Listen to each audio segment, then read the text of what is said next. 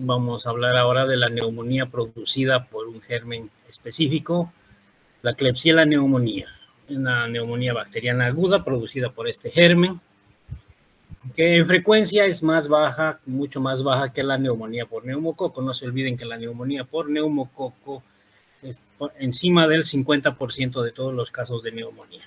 También esta neumonía por Klebsiella aproximadamente es el 5% de todos nuestros casos de neumonía que vamos a ir viendo en nuestra carrera profesional. Generalmente se presenta esta neumonía en personas mayores de edad, en ancianos. La característica de la Klebsiella es que estos pacientes tienden a producir broncoaspiración de contenido bucofaríngeo digestivo y es arrastrada la Klebsiella hacia árbol tracto respiratorio y produciendo enfermedad a nivel pulmonar. También se presenta mucho en enfermedades, en pacientes con enfermedad crónica, como los diabéticos, por ejemplo, y también presente en un gran número en pacientes que consumen bebidas alcohólicas en gran cantidad, los alcohólicos, ¿no? Consumen tanta bebida alcohólica que pierden el reflejo de la tos, el reflejo de la glotis, por lo tanto se broncoaspiran fácilmente, produciendo neumonía por este germen. Afecta más al sexo masculino, a varones, porque hasta hace unos años atrás, los hombres eran los que más consumían bebidas alcohólicas. Entonces, cuando el sexo femenino o las mujeres empiezan a consumir bebidas alcohólicas y alcohol en un porcentaje mayor, esta diferencia de presentación más en varones que en mujeres se va reduciendo. Podríamos decir que en la actualidad la Klebsiella afecta tanto a varones como a mujeres en un porcentaje muy parecido. ¿Cuál es la clínica de presentación de esta neumonía? Como todas las neumonías que vamos a ver, y que ya vimos la primera, el inicio es brusco. El paciente en la mañana se encuentra tranquilo y a partir de mediodía empieza rápidamente el cuadro infeccioso. O se echa a dormir sin ninguna molestia y despierta muy enfermo ya el paciente. Rápidamente aparece el cuadro. Hay un tóxico infeccioso muy marcado, con fiebre por encima de los 39 grados, afectación del estado general, decaimiento, hiporexia, anorexia, diaforesis, dolores articulares y musculares. Empieza a haber tos y expectoración como característica de todas estas enfermedades respiratorias y empieza a haber una expectoración de inicio productivo mucopurulento y posteriormente hemopurulento, con una característica especial.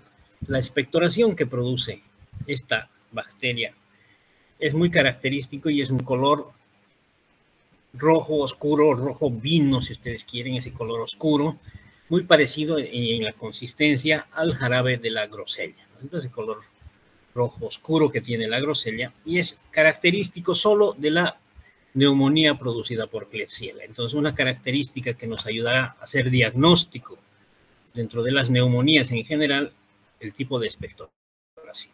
No se olviden que la neumonía por neumococo o la neumonía neumocócica tiene una expectoración herrumbrosa de color ladrillo, naranja, pálido, y la neumonía por Klebsiella será un color rojo oscuro como el jarabe de la grosella.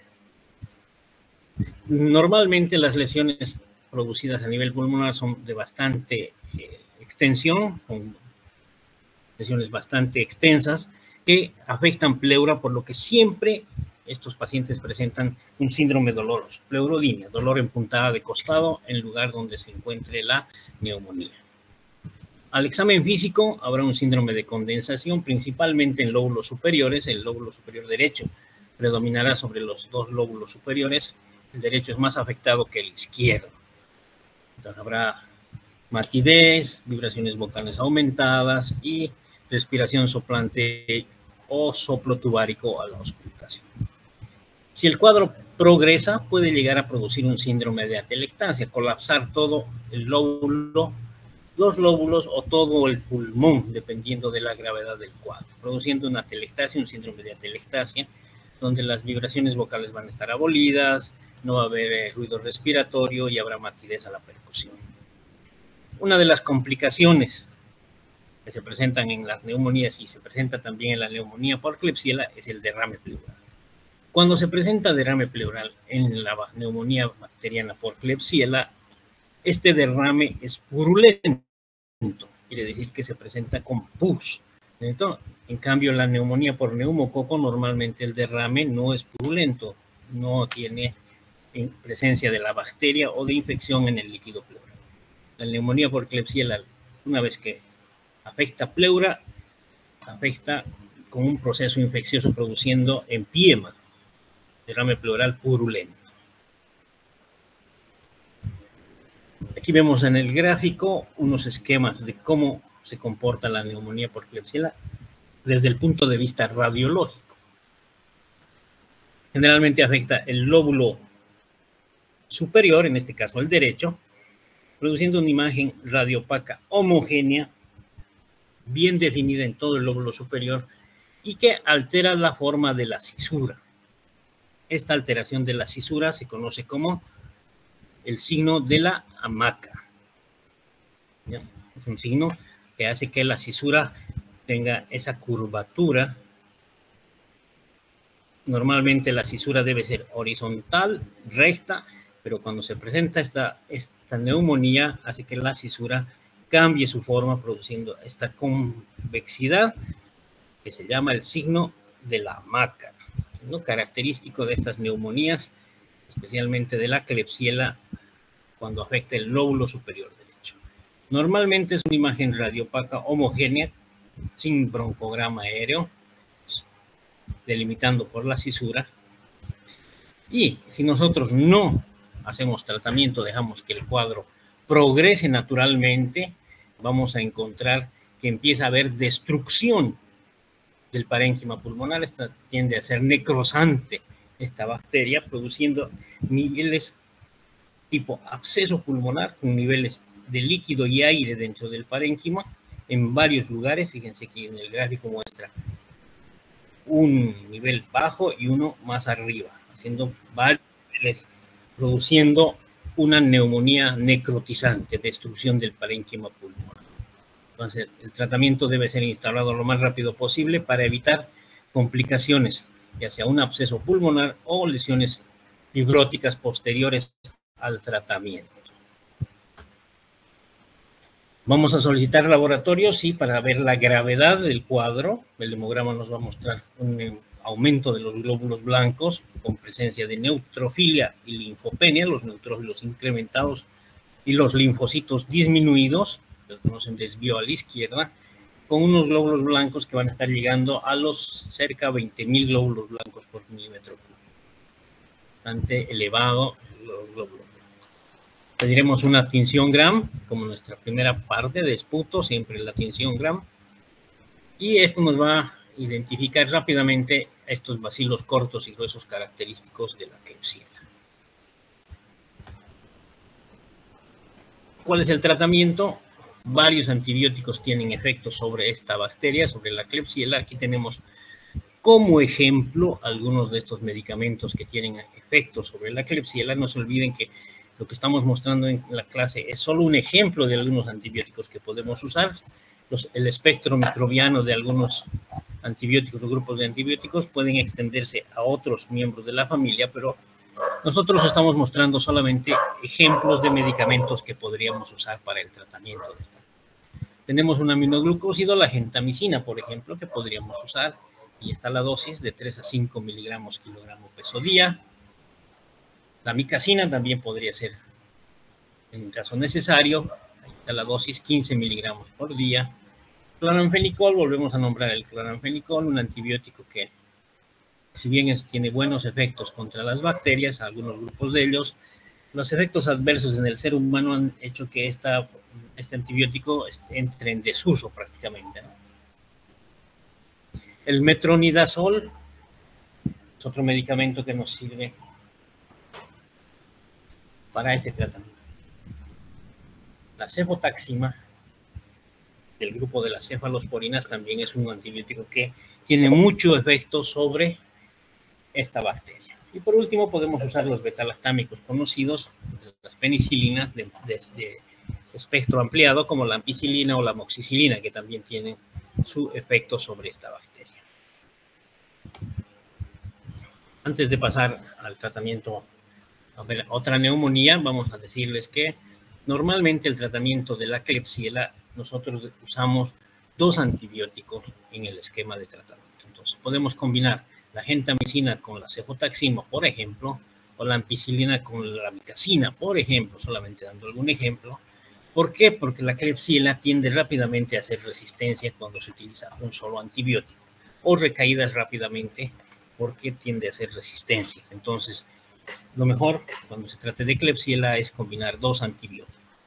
Y el tratamiento de promedio durará entre 14 a 21 días, dependiendo de la gravedad de la lesión que nosotros identifiquemos desde el punto de vista radiológico. Muy bien, esas son 2 de nuestras neumonías, ya que hemos visto 2, la por neumococo y por Klebsiella. La neumonía por neumococo, la primera que hemos visto, es la que conocemos como la neumonía típica. Ahora vamos a hablar de una neumonía producida en la comunidad, que es la neumonía atípica por excelencia. La neumonía por micoplasma, esta neumonía producida por el micoplasma neumonía, se identifica en primera instancia durante la Primera Guerra Mundial, 1915 a 1918 aproximadamente. Durante la guerra de la Segunda Guerra Mundial en Europa, entre las zonas de las trincheras que tenía esta guerra, en la zona donde los combates se llevaban en trincheras, donde los soldados vivían prácticamente en las trincheras en condiciones de muy mal cuidado higiénico, dormían prácticamente sobre el barro, no tenían baños, etc. Y pasaban mucho tiempo en estas zonas. Durante una parte de la guerra se empieza a identificar a muchos soldados del bloque aliado francés, inglés, americano, con cuadros respiratorios severos y que iban muriendo muchos de ellos y no encontraban la causa, porque no se parecía a la neumonía clásica de neumococo. Entonces ellos no sabían qué estaba pasando y envían a un investigador, un científico, Eaton, que empieza a hacer la investigación y descubre a este germen, al micoplasma, como el causante de estos cuadros que se evidencian en la guerra, ¿no? Entonces, al principio se llamaba a esta bacteria el agente Eaton, le pusieron en honor a este investigador, y muchos pensaban, incluso Eaton al principio, que se trataba de un arma biológica que era producida por el otro bando y que era un agente de ataque, ¿no? Que en esa época se utilizaban químicos y armas biológicas para la pelea, la guerra. Entonces pensaban que se trataba de un agente biológico producido por los contrarios. Pero no, se identificó un germen nada más que tiene ciertas afectaciones específicas y se caracteriza por ser la neumonía atípica más conocida en el mundo. Entonces, la neumonía por micoplasma es una infección respiratoria aguda adquirida principalmente en la vía aérea superior.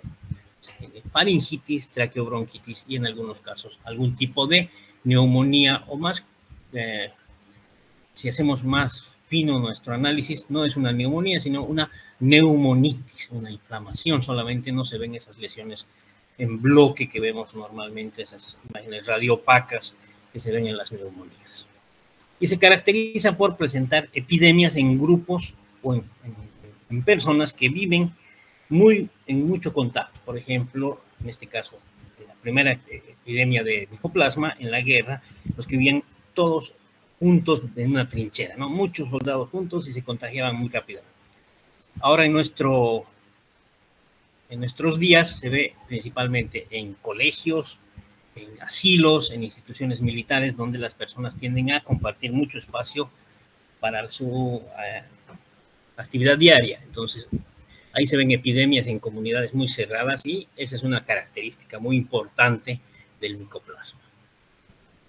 Entonces, hasta el 10% de los cuadros de micoplasma presentan un cuadro clínico radiológico caracterizado como la neumonía atípica primaria, que la vamos a ir describiendo ahora. La enfermedad se debe en parte a los factores propios del germen, como todos que tienen su virulencia, pero también tiene que ver con la respuesta inmune que desencadena el cuerpo de la persona. Entonces, los pacientes que tienen el sistema inmunológico muy deprimido generalmente no presentan un cuadro clínico o presentan muy leve. Los que presentan cuadros más marcados o más importantes de neumonía por micoplasma son aquellos que tienen el sistema inmunológico muy desarrollado o en buena forma. Entonces, los que tienen el sistema inmunológico deprimido a veces no tienen clínica o no presentan esta infección. Esa es una de las características del micoplasma. Entonces, se han hecho experimentos y se ha demostrado que los que tienen inmunodeficiencia, por ejemplo, animales de laboratorio, son menos desarrolladores de neumonía por micoplasma que los que tienen el sistema inmunológico adecuado. Es una característica de este germen. El cuadro clínico que presenta con un periodo de incubación hasta de 3 semanas después del contacto, y aparecen síntomas que son sistémicos y respiratorios de diferente característica. Es un compromiso sistémico de esta enfermedad más que solo respiratorio. ¿Cuáles son los síntomas o qué área está más afectada? Es la parte de la vía aérea superior, odinofagia, dolor, disfagia, odinofagia, y problemas nasales, congestión nasal y rinorrea, por ejemplo, como una característica muy parecida a un cuadro viral. El cuadro se caracteriza por un cuadro de infección tóxico-infeccioso completo, fiebre, diaforesis, hiporexia, decaimiento, artralgias, mialgias, ¿no? Característico de un tóxico infeccioso. El síndrome bronquial es escaso, muy poca expectoración, generalmente la tos es irritativa y paroxística y que predomina por la noche. Una característica muy importante de la neumonía por micoplasma es esta tos paroxística muy importante, muy severa, que se presenta en episodios continuos, cortos, paroxísticos, que se presentan o empeoran, se hacen más marcados durante la noche, ¿no? El paciente se queja de que no puede dormir por la tos. Puede presentar afectación del oído, especialmente inflamación de la membrana timpánica, que se llama, conocemos con el nombre de miringitis, ¿no? No se confundan con meningitis. La miringitis es una inflamación de la membrana timpánica, generalmente de uno solo lado, que produce mucho dolor al paciente, ¿no? Afecta el oído. Puede haber espasmo, sibilancia, roncos en el paciente con neumonía por micoplasma, y en algunos casos, no muy común, pero en algunos casos puede presentar como complicación, como en todas nuestras neumonías, derrame pleural como una de las características. El cuadro clínico, dependiendo de qué órgano o qué sistema o qué parte del organismo afecte principalmente, va a haber manifestaciones clínicas. Entonces, si tiene afectación a nivel hematológico, tendrá una característica que el paciente va a presentar en el laboratorio, anemia de tipo hemolítica. Es autoinmune y empieza a haber disminución rápidamente de los valores de los glóbulos rojos. También va a haber disminución de las plaquetas, trombocitopenia. Dependiendo de la severidad, estos cuadros serán más marcados o menos marcados. Y al afectarse todo esto, puede llegar a un cuadro muy severo, que conocemos como la coagulación vascular diseminada, un cuadro severo que termina generalmente en fallecimiento. No es muy común, pero sí puede llegar a eso. A nivel musculoesquelético, dolores muy importantes en todas las articulaciones pequeñas y las grandes, generalmente bilaterales, ¿no? Duele rodillas, codos, hombros, dolores musculares por procesos inflamatorios musculares, ¿no? Miositis puede presentar en algunos casos. A nivel gastrointestinal, gastroenteritis de diferente intensidad, diarrea, vómitos, hepatitis y pancreatitis como característica de la afectación digestiva. A nivel dermatológico también puede presentar algunas alteraciones, desde las más ligeras hasta cuadros muy severos de compromiso inmunológico.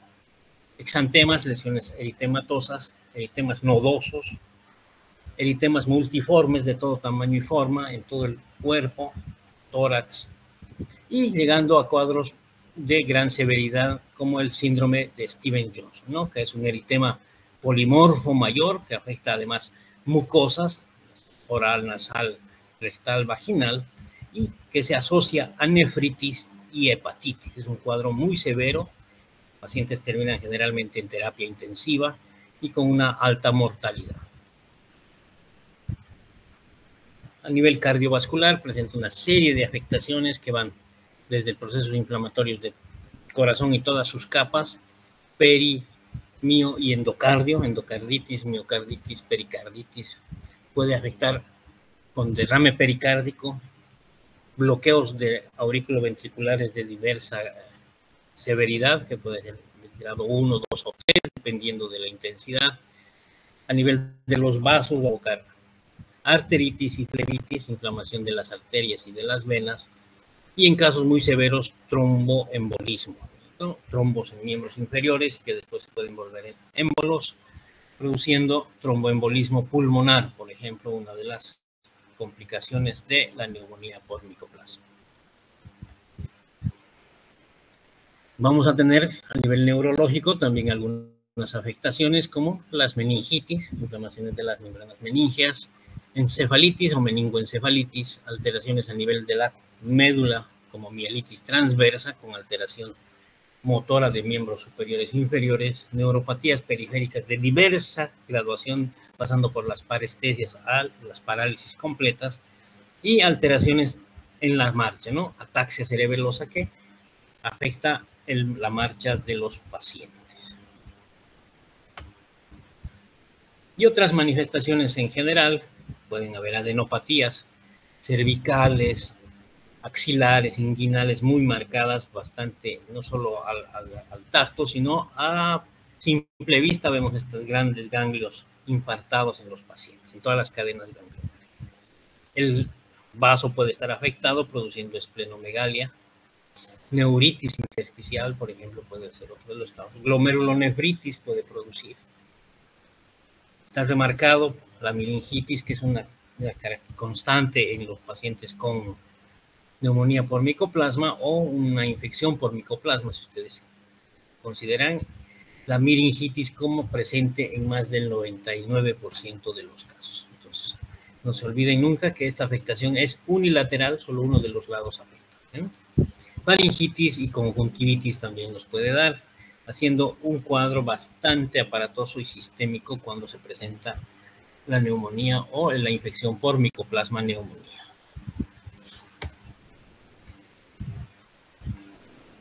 En el hemograma vamos a ver disminución de los valores hematiméticos de los glóbulos rojos, estarán bajos, un hematocrito bajo, por debajo de los 10, el hematocrito, y los glóbulos blancos van a estar muy elevados, con una gran variedad, en algunos casos, llegando por encima de los 50.000, 60.000 glóbulos blancos, haciendo muy parecida a una reacción leucemoide, ¿no? Como cuando se presentan las leucemias con valores de glóbulos blancos muy altos, ¿no? Pero no tiene nada más que una relación con un cuadro infeccioso que se normaliza luego de los tratamientos o cuando la enfermedad ha pasado. El problema con el micoplasma es que requiere métodos muy complejos para su cultivo. No lo podemos identificar rápidamente en un extendido de tinción Gram, y el cultivo que debemos usar para en ese punto para identificarlo son muy complejos y demoran mucho tiempo y son de muy difícil proceso incluso, ¿no? Entonces, esperamos 3, 4 semanas incluso para el reporte, y generalmente no nos sirve para hacer el diagnóstico los cultivos. Entonces, vamos a otro tipo de métodos de diagnóstico. Podemos hacer serología buscando anticuerpos antimicoplasma, que se van a elevar por encima de 4 veces para que para nosotros sea realmente significativo entre la tercera semana del cuadro clínico. Doutor? Sí. La pantalla ainda está em pneumonia bacteriana aguda. Não se passou. Perdón. ¿Qué fue? ¿Qué pasó? ¿No están viendo la presentación? Hola.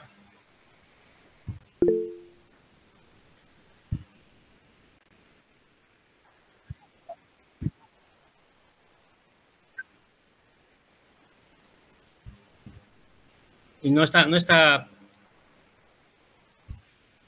ha avanzado las diapositivas. Não, doutor. A ver, esperen, vamos a ver. Ahora, ¿están mirando qué?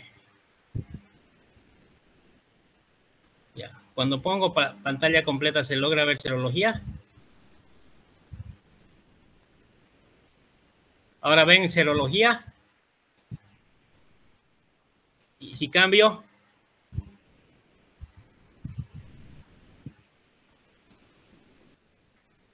ya. Entonces vamos a salirnos de pantalla completa. Vamos a ampliar un poco más aquí. Ahí se logra ver. Podemos avanzar aquí, ¿no es cierto? Ya. Ahí sí se ve, ¿no? Y si cuando cambio también se ve. Ahora. Ya. Ya, entonces vamos a mantener con la pantalla así para que podamos ver la presentación. No la vamos a poner en presentación para que no se pierda. Ya, entonces la serología es uno de los métodos diagnósticos más importantes en la neumonía por micoplasma. Algunas veces podemos hacer criterios de diagnóstico con títulos muy elevados al principio, de 1 en 128 las diluciones, que nos acercarían al diagnóstico. Podemos hacer también anticuerpos anti-IgM con títulos entre 1 a 32 de dilución o más para SAR positivo. También contamos con el método de reacción en cadena polimerasa en biología molecular que nos puede identificar rápidamente al micoplasma en una muestra de sangre o de esputo. Y podemos pedir, que no es exclusivo de la neumonía por micoplasma, la presencia de las crioaglutininas en sangre y que deben estar por valores por encima de la dilución 1 en 16 para que sean positivas. Pero como indico, las crioaglutininas no son método diagnóstico exclusivo del micoplasma, ¿no? Entonces tendremos que tener la clínica también que nos oriente y nos permita identificar la misma. El tratamiento de la neumonía por micoplasma, buscamos nosotros utilizar antibióticos que tengan interferencia en la síntesis de proteínas de la célula o de la bacteria y en el DNA de la misma, ¿no? En la síntesis proteica y la síntesis de DNA. ¿Cuáles son estos antibióticos? Principalmente los macrólidos, los que nos sirven de mucho en este tipo de gérmenes. Las tetraciclinas y las fluoroquinolonas de última generación son las más importantes para el tratamiento de micoplasma. El tratamiento, cualquiera sea que iniciemos, va a cortar el cuadro clínico. El cuadro clínico va a disminuir, pero no disminuye la contagiosidad del mismo. Entonces, el paciente debe tener medidas de bioseguridad y de protección de la vía aérea por lo menos medio año después de que se haya hecho el diagnóstico. Porque hay pacientes que eliminan, incluso 5 meses después de haber sanado, eliminan la bacteria o el micoplasma, produciendo estas cadenas de contagio y preservación de los cuadros por mucho tiempo. Una característica del micoplasma es que daña el movimiento mucociliar de la vía aérea. Entonces, ese movimiento mucociliar armónico que tiene nuestra vía respiratoria para eliminación de secreciones se altera cuando tenemos una infección por micoplasma, haciendo que se vaya acumulando un poco más de secreción en nuestra vía respiratoria, teniendo como consecuencia cuadros de tos prolongada sin que tengamos la enfermedad, hasta que la parte mucociliar de la vía respiratoria se normalice, y esto demora aproximadamente unos 3 a 4, 5, hasta 6 meses. Entonces tenemos pacientes que salen del cuadro infeccioso por el micoplasma, pero les persiste, les queda un cuadro residual de tos, que ya no es enfermedad, sino simplemente una alteración mucociliar producida por la bacteria. El tratamiento, cuando iniciamos, debemos tenerlos entre 2 a 3 semanas, de 14 a 21 días debe ser nuestro tratamiento para garantizar la erradicación del micoplasma. ¿Cuál es el tratamiento? Entonces aquí tenemos algunos ejemplos de tetraciclinas, por ejemplo, la tetraciclina como tal, la dosis cada 6 horas.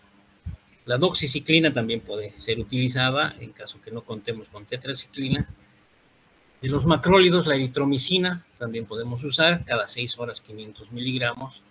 La claritromicina y la citromicina dentro de los macrólidos nos sirven mucho como tratamiento, pero debe ser prolongado. Nosotros tenemos en cuenta que la citromicina, cuando se utiliza para gérmenes como el neumococo o cualquier otra bacteria, nos indican que debe ser tratamiento de 5 a 7 días nada más.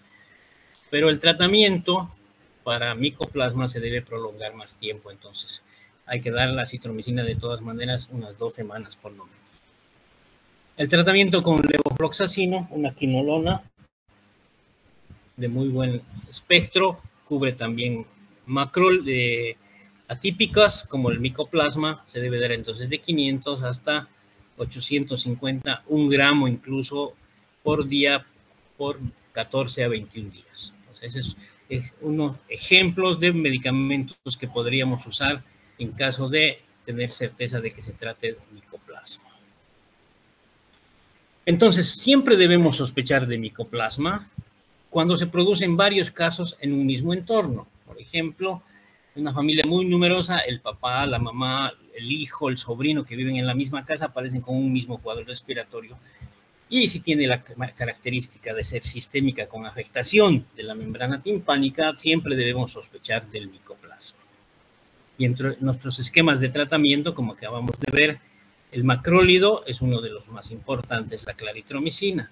No se olviden cuando hablamos de neumococo que la claritromicina también es uno de nuestros medicamentos de elección en tratamientos empíricos. Entonces, si sospechamos de micoplasma y no sabemos qué bacteria es y tenemos sospecha de la misma, la claritromicina no solo nos puede cubrir al micoplasma, sino también nos puede cubrir al neumococo. Con eso estaríamos cubriendo la neumonía típica, que es la neumonía por neumococo, y la neumonía atípica, que es el micoplasma. Entonces, la claritromicina es uno de los que podemos usar, que es el que yo uso, por ejemplo, como tratamiento en casos de neumococo o en casos de sospecha de micoplasma.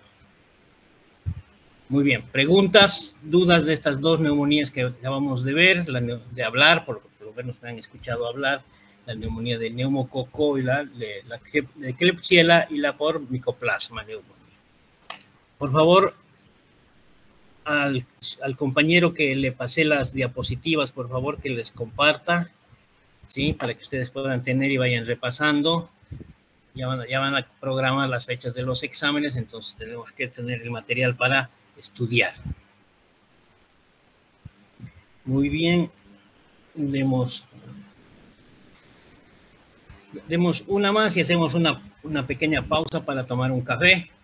Hablemos de la neumonía por Haemophilus, por favor. La neumonía por Haemophilus, no se olviden, el Haemophilus influenza es un cocobacilo gran negativo y que vive en la faringe de 1/3 de los adultos sanos, quiere decir 1 de cada 3 adultos sanos tiene el Haemophilus influenza viviendo en la garganta sin producir enfermedad, y aún mayor, más del 50% de los niños tienen el Haemophilus en la garganta. Entonces, no se olviden que hay gérmenes que cuando hay un cuadro viral previo tienden a aumentar la colonización, hemos dicho, ¿no? Entonces, uno de los que produce enfermedades posterior a cuadro viral es el Haemophilus, que vive mucho en nuestra garganta. La colonización del Haemophilus va a aumentar después de una infección viral y también se incrementa la colonización en los pacientes que tienen bronquitis crónica y son fumadores a la vez. Nos hemos dicho que el tabaco es uno de los factores que incrementa la colonización de las bacterias. En este caso va a aumentar en el 60 hasta en el 60% de los casos la presencia de Haemophilus influenza. Entonces, la Haemophilus influenza, la bacteria gram negativa, se debe tomar en cuenta siempre que un paciente con bronquitis crónica con antecedente de tabaco presente un cuadro sobreinfeccioso sobre la bronquitis que ya lleva. Existen dos tipos de Haemophilus, los que tienen cápsula y los que no tienen cápsula. Los que tienen cápsula son los que más nos interesa porque con la cápsula se hacen más virulentos y producen bacteremia y se distribuyen por todo el organismo produciendo cuadros muy severos, llegando a producir meningitis o neumonías muy severas, ¿no? Entonces, de los Haemophilus nos interesan los cápsulados. Los que no tienen cápsula son los que más viven con nosotros por suerte y producen otitis media en niños y infecciones respiratorias sobre cuadros crónicos, ya como los bronquíticos crónicos. El Haemophilus es una de las principales causas de sobreinfección en pacientes con patología de base respiratoria. Más frecuente en personas mayores, en más de 60 años, en personas con enfermedades broncopulmonares obstructivas crónicas, ya sea bronquitis crónica o enfisema. En inmunocomprometidos también está frecuente su presencia. Personas que usan mucho corticoide, por ejemplo, o inmunosupresores, tratamientos contra el cáncer, que inmunocomprometen el sistema, se presenta en la Haemophilus. El alcohol, el consumo de alcohol también favorece al incremento de causas de neumonía por Haemophilus, como en la Klebsiella. Y también en diabéticos. No todas las neumonías son susceptibles en diabéticos inalcohólicos. El cuadro clínico muy parecido a todas las neumonías de inicio brusco, rápidamente se instala la enfermedad con fiebre muy alta, diaforesis, afectación del estado general, disnea, dolor torácico, la expectoración se hace mucopurulenta. Si uno no controla rápidamente el cuadro, no hace tratamiento, tiende a producir lesiones grandes a nivel pulmonar, produciendo expectoración abundante, lo que conocemos como supuración, expectoración mayor a 100 mililitros. Normalmente hay dolor porque tiene afectación pleural, está muy cerca a las pleuras y dama rápidamente las pleuras. Afecta varios segmentos o porciones pulmonares, produciendo disnea como una característica de este cuadro. Y al examen físico, condensación pulmonar completa, matidez, vibraciones vocales aumentadas, respiración soplante, soplo tubárico en el examen físico. Normalmente se complica con qué, como todas las neumonías, con derrame pleural. Las clínicas muy parecidas.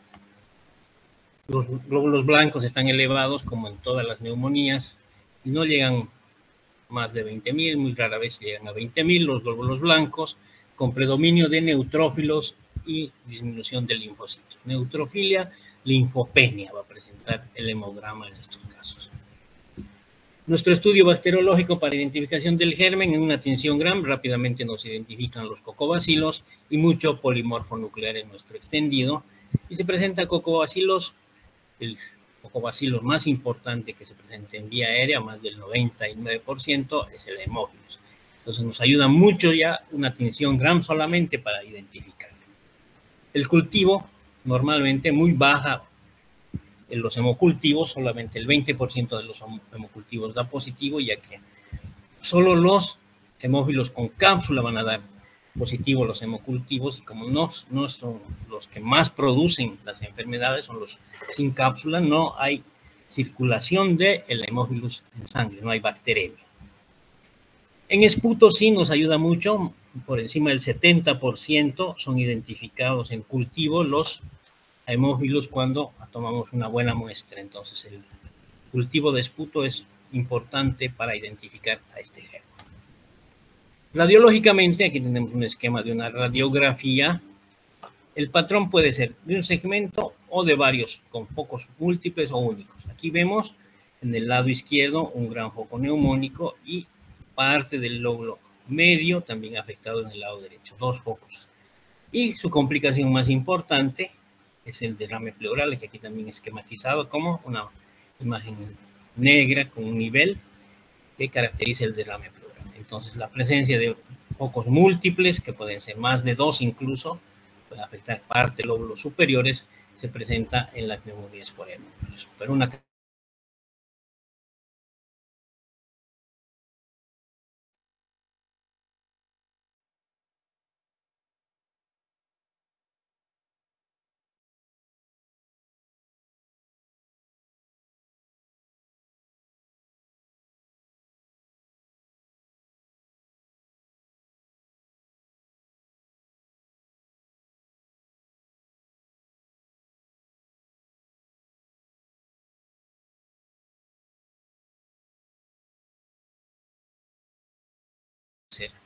una combinación vía oral, por ejemplo, cada 8 o 12 horas, dependiendo de la severidad del cuadro, podemos dar cada 8 horas o cada 12 horas. Endovenoso también podemos dar, si el caso requiriera hospitalización, cada 6, cada 8 horas. Pero podemos combinar otros medicamentos para tratar de cubrir a esta bacteria. Cefalosporina de tercera generación, cualquier cefalosporina de tercera generación, asociada a trimetoprim sulfametoxazol, al cotrimoxazol, por ejemplo, ¿no? O el cloranfenicol más cotrimoxazol, o una cefalosporina, cualquiera sea esta, más cloranfenicol, como ejemplo de combinación de medicamentos. ¿Cuánto tiempo vamos a dar de tratamiento en la Haemophilus influenza? 14 días de tratamiento como máximo, de 10 a 14 días, dependiendo de la evolución del paciente y del cuadro. Entonces, siempre que tengamos a un paciente con defensas disminuidas o paciente con enfermedad pulmonar obstructiva crónica y presente una sobreinfección respiratoria, el Haemophilus debe estar presente para armar nuestro esquema antibiótico empírico hasta que llegue el resultado de nuestro cultivo. Entonces, si pensamos en Haemophilus, deberemos usar un beta-lactámico de espectro ampliado, amoxicilina o ampicilina, cotrimoxazol o una cefalosporina, dependiendo de lo que diga nuestro protocolo del hospital donde trabajemos o de lo que conozcamos de manejo de antibióticos. ¿Ya? Por favor, no, estos antibióticos que les estoy mostrando no es definitiva, no es la final, es solo ejemplos de lo que podemos usar. Podemos usar muchos antibióticos más. ¿No? Ustedes ya saben farmacología, entonces van a tener más opciones todavía de antibióticos para poder hacer tratamiento. Muy bien, antes de ingresar a las neumonías intrahospitalarias, vamos a tomar un descanso de unos 10 a 15 minutos para que tomen un café y nos vemos en unos 15 minutos. Por favor, jóvenes, 6:15 volvemos para continuar el tema.